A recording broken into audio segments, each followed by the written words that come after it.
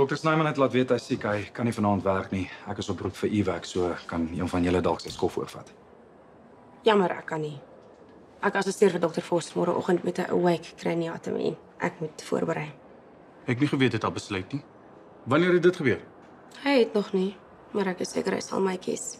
Dalk is ek nie beskikbaar was nie, maar gelukkig het ons alles Ek is seker van jou saak wees nie. Hy surprise jou dalk net. Ek het nie tyd vir julle geridde kabel nie. Vind uit wie hom assisteer en kan hy aan asseblief vanaand by ongevalle wees. Moenie worry nie, Joe sal daar wees.